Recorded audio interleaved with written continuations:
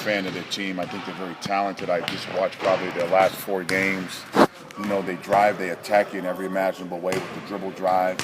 You know, Glenn can really shoot the ball. They're really athletic in front of the rim, very physical on the perimeter. You know, we're going to have our hands full going down there, so hopefully we play well. You've played a little bit offense, man and zone all season long, but not as much zone, really after like maybe 1 or 2 possessions at Arizona maybe? Actually, it was more against Evansville. Yeah. You know, it's just feel. It's gut. The question is, how is your man-to-man? It seems as if it's coming around. I think we're improving. I think guys are learning what we want to do and how we want to play. You know, it's more based on personnel so much than system. And again, hopefully we continue to improve. I think last year both EC and Chris put on a show in this game at the dunk. How much of a shame is it that EC's not going to be a part of this? Well, I mean, anytime somebody goes down, you know, you feel for the young man, you feel for the school. He's a big part of their program. He'll be a big part of their future. But they got a great coach. They'll figure it out. You know, all of us have to figure it out. Well, what about what Chris does on the court so far this year to make everyone better? I think last night when he got jailing the ball 3 times in a row, 3 3-pointers, that was pretty exciting. What is his mentality as far as that is concerned? Chris is just doing his job. You know, very good player, very unselfish.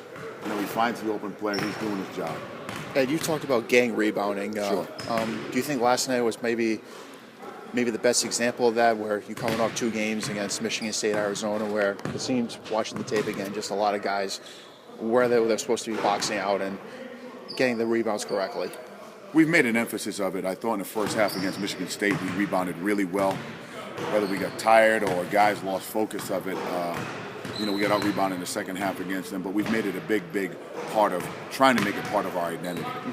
You talked about how this is such a young group before the season. How happy are you with this start?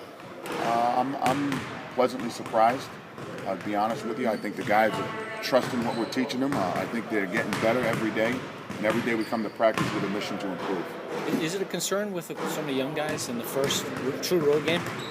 Well, I thought the tournament was a good test for us. I thought playing Arizona in Anaheim was a definite road game. There was probably 100 Friar fans and 2,000 Arizona fans.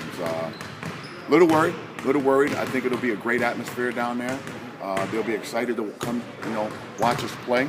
Again, I wish we were playing at home. I want to play every game at home, no matter who we play. I never want to leave the Dunkin' Donuts Center. But it's not a rivalry game. What's that? But it's not a rivalry game. I don't feel it is. It's another game on the schedule. Every game's a rivalry game to me on our schedule. They're on there. You got to try to play. You got to try to beat them. Do you think the kids feel anything like that, or not really with this specific game?